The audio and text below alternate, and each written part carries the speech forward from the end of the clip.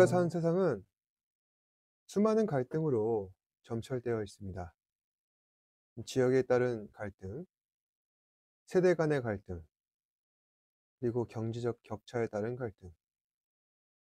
지금도 사람들은 이처럼 세상에서 겪고 있는 수많은 갈등에 의하여서 저마다 답답한 마음으로 살고 있습니다. 우리가 살고 있는 이 삶 가운데에서 갈등을 완전히 해소한다는 것은 불가능한 문제입니다. 왜냐하면 갈등이라는 것은 결국 누군가의 불만족에서 기인하는 것이기에 그 불만족을 해소시키려면은 필연적으로 다른 누군가를 불만족시키기 때문입니다. 따라서 어떤 훌륭한 지도자라 할지라도 그 갈등을 완전히 해소시킨다는 것은 불가능한 일이었습니다. 그저 이전보다는 조금이나마 그 갈등을 완화시켜주는 수준에만 그쳐 왔을 뿐이었죠. 그래서 처음에 어떤 리더가 세워지게 되면 우리는 거기에 대해서 큰 기대를 하게는 되지만은 나중에는 더 크게 실망하게 되는 것입니다.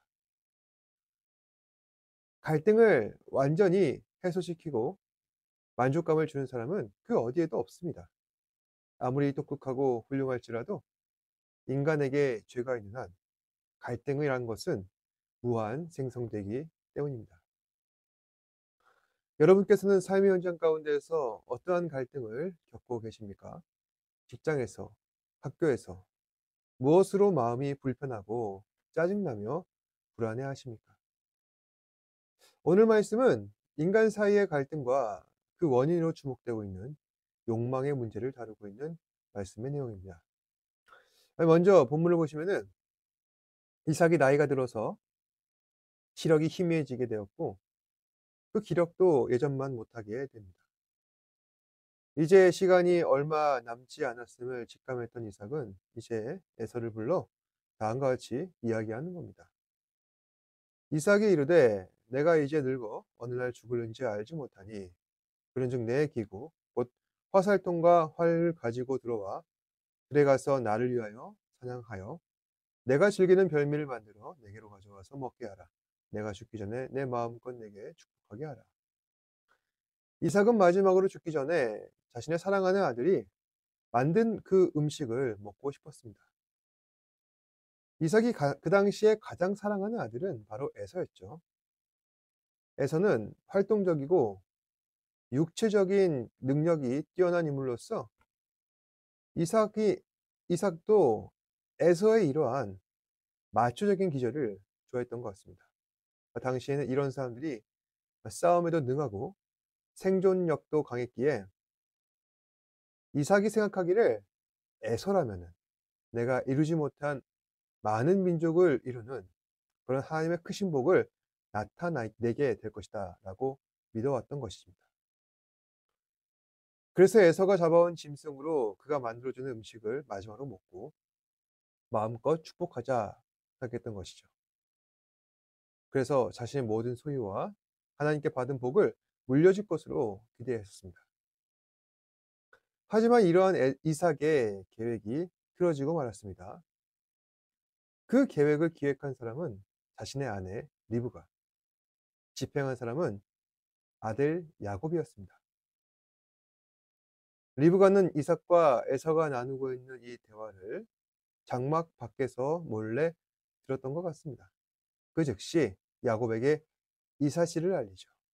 그러면서 말하길 나를 위하여 사냥하여 가져다가 별미를 만들어 내가 먹게 하여 죽기 전에 여호와 앞에서 내게 축복하게 하라 하셨으니 그런즉 내 아들아 내 말을 따라 내가 내게 명하는 대로 염소떼에 가서 거기서 좋은 염소 새끼 2마리를 내게로 가져오면은 내가 그것으로 내 아버지를 위하여 그가 즐기시는 별미를 만들리니 내가 그것을 내 아버지께 가져다 드려서 그가 죽기 전에 내게 축복하기 위하여 잡수시게 하라. 리브가가 말하길 아버지께서 내 형 에서에게 별미를 만들어 오라 한 다음 그 음식을 먹고 장자의 축복을 한다고 하니 야곱 너는 내가 아버지가 좋아하는 그 음식을 내가 만들어 줄 테니 너는 그 음식을 아버지께 즉시 갖다 드리고 애서라 속여 내가 그 복을 받게 하라는 것입니다. 그러자 야곱이 이야기하죠. 야곱이 그 어머니 리브가에게 이르되 내 형에서는 털이 많은 사람이요 나는 매끈매끈한 사람인지라. 그러자 리브가는 그 즉시 야곱에게 에서의 털을 둔감하여서 짐승의 털을 붙이게 하고 그 짐승 털을 눈이 어두운 이삭에게 만지게 하여서 속이는 것입니다. 야곱은 그것이 분명히 잘못된 일이라는 것을 알았죠. 하지만 그 엄마가 하는 대로 따라했습니다. 그도 사실 내심 그것을 원했던 것도 있었습니다. 사실은 옛날에도 자신이 만들었던 그 팥죽으로 야곱은 그 에서로부터 장자의 명분을 샀던 일이 있었습니다. 장자의 명분이란 무엇이냐면은 맏아들로서 그 집안의 유산을 갑절로 받을 수 있는 권리를 말하는 것입니다. 당시 근동의 풍습에 따르면은 아버지가 자식에게 재산을 물려주고자 할 때 그 아들에게 동등하게 재산을 분할해야 하는데 특별히 맏이에게만 거기에 갑절로 주도록 하고 있었습니다. 예를 들어 에서와 같이 이 아들이 둘이라고 한다면은 유산을 셋으로 나누어서 그중에 3분의 1을 맏아들에게 나머지 3분의 1을 동생에게 주는 것입니다. 그럼 야곱의 경우 아들이 12명인데 이 재산을 어떻게 나눠야 할까요? 야곱의 경우는 총 13분깃으로 나누어서 그중에 장남에게는 13분의 2 그리고 나머지는 13분의 1씩을 줍니다. 확실히 이 재산 분할 비율에 있어서 형제가 적은 쪽이 그 비율이 압도적으로 많다 할 수 있는 것이죠. 야곱의 경우는 단 둘뿐이니 그 유산 배분으로 얻을 수 있는 경제적인 이익이 상당히 큰 편이라 할 수 있습니다. 하지만 야곱이 노린 이 장자의 명분이라고 하는 것은 단지 경제적인 이익으로만 따질 수 있는 그런 성질일 것이 아닙니다. 장자의 명분을 가진 사람은 그 집안을 대표하는 사람이죠.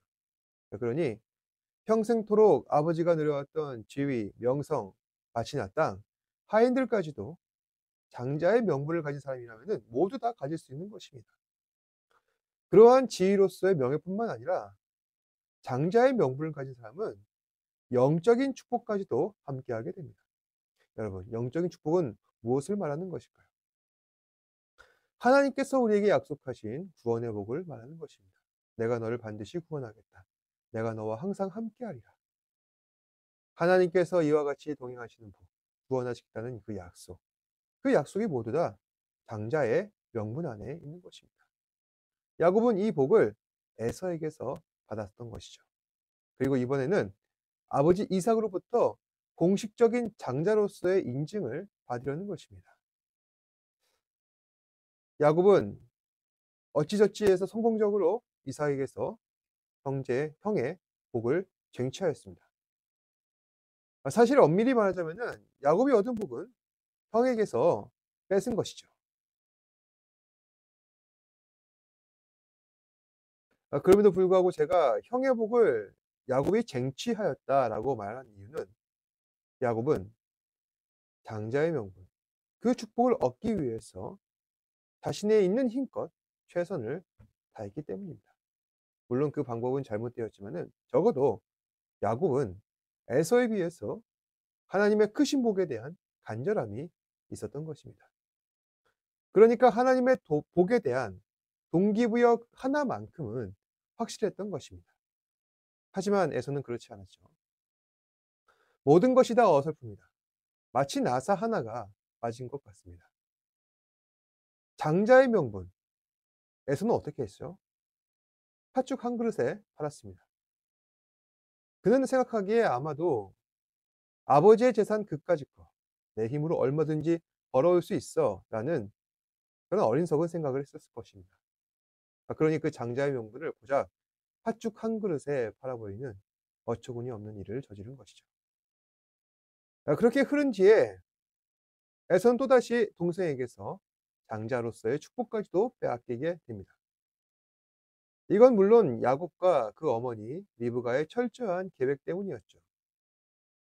하지만 그와는 별개로 에서는 항상 자신의 그 모든 주변 상황에 대해서 경계했어야 했습니다.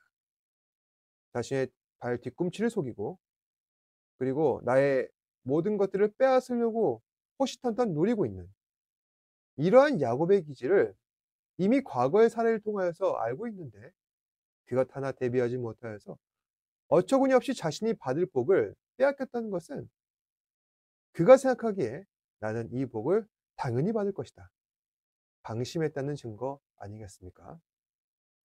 결국 이 사건은 야곱의 얍삽한 성품 때문도 있지만 에서의 어리석음도 한몫했다는 것입니다. 그런데 또 다른 각도에서 보면은 결국에는 복에 대한 이 두 사람의 태도의 차이가 이 사건을 결정지었습니다. 에서는 내가 받을 복을 당연한 것으로 여겼습니다.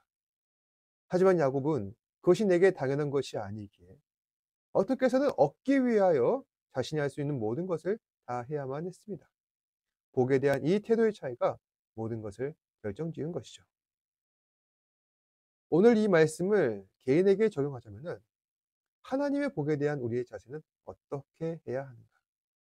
당연하게 여길 것이 아니라 간절하게 구하고 두드리며 찾아야 하는 것이다. 그러면 하나님께서 주시는 것이다. 이것이 첫 번째 교훈이겠고요. 두 번째 교훈이 있다면은 복을 주시는 하나님의 뜻은 과연 어디에 있는가 하는 점입니다. 사실 아무리 야곱이 복에 대하여서 절실하고 간절한 마음이 있다 할지라도 복을 구하는 그 과정 자체는 정당치 못했습니다. 그는 사기를 쳐서 복을 얻었죠. 그럼에도 불구하고 하나님께서는 야곱이 쟁취한 그 복을 인정하십니다.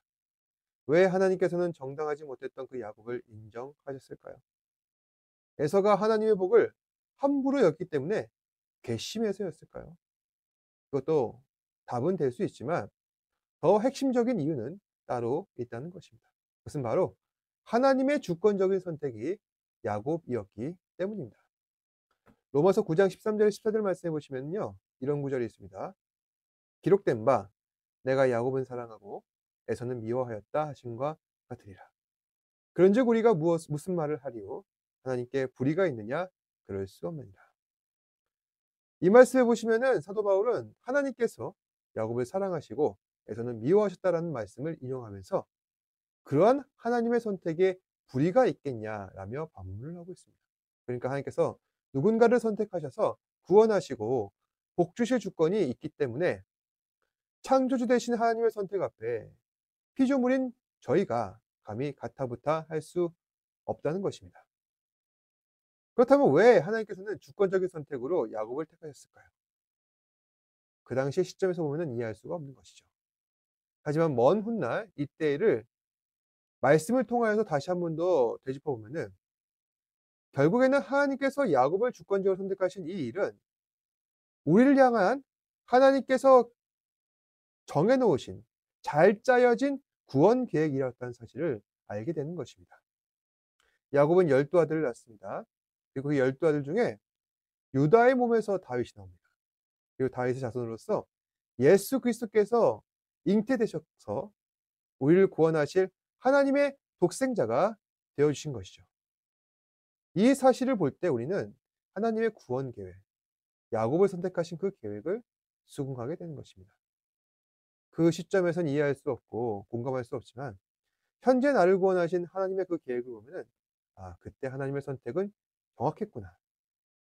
그 선택 앞에서 우리는 에서처럼 당연하게 열 것이 아니라 야곱처럼 절실해야 하고 감사해야 하는 거구나. 라는 반응을 보여야 한다는 것입니다. 말씀을 정리하겠습니다. 하나님의 선택은 그 당시에는 전혀 이해할 수 없는 그런 일들이 태반이라 할 수 있습니다. 왜 하나님께서는 지금 상황 가운데 나를 힘들게 하시는지, 왜 하나님께서는 지금의 고난을 통하여서 대체 무엇을 말씀하고 계시는지, 우리는 그 이유를 알 수 없다는 것이죠. 하지만 하나님께서 우리를 선택하신 일과 그 선택의 결과로 우리에게 확정된 고난은 결국에 우리의 영혼의 구원을 위한 하나님의 계획이었다는 사실을 우리는 겸손히 인정하고 신뢰하며 살아야 한다는 것입니다. 지금 여러분께서는 어떠한 어려움에 빠져 계십니까? 어떠한 갈등과 염려가 우리의 삶을 엄습하고 있는 것입니까? 그럼에도 불구하고 하나님께서는 저희를 사랑하시고 아껴 주십니다. 이 사실을 믿으시고 오늘 하루도 하나님의 은혜 안에 거하며 승리하는 삶을 살아가시는 저와 여러분 되시기를 주님의 이름으로 축복합니다. 기도하겠습니다. 고맙고 사랑이 많으신 아버지 하나님, 우리에게 은혜 주셔서 택하여 주시고 복을 주시고 하나님의 자녀 삼아 주시고 또한 예수 그리스도를 말미암아 구원의 복을 허락하여 주시니 감사합니다. 이 구원의 복을 당연한 것으로 여길 것이 아니라 늘 절실한 마음으로 감사해하며 살아가는 사랑하는 지체들 되게 하여 주시옵고 모든 상황 가운데서 우리를 선택하여 주신 하나님의 은혜를 다시 한 번 더 기억하며 하나님 앞에 더욱더 감사하며 가까이 나아갈 수 있는 사랑하는 지체들 되게 하여 주옵소서. 모든 말씀 예수님 이름으로 기도드립니다. 아멘. 하늘에 계신 우리 아버지여, 이름이 거룩히 여김을 받으시오며 나라가 임하옵시며 뜻이 하늘에서 이루어진 것 같이 땅에서도 이루어지이다. 오늘 우리에게 일용할 양식을 주시옵고 우리가 우리에게 죄 지은 자를 사하여 준 것 같이 우리 죄를 사하여 주시옵고 우리를 시험에 들게 하지 마시옵고 다만 악에서 구하시옵소서. 나라와 권세와 영광이 아버지께 영원히 있사옵나이다. 아멘.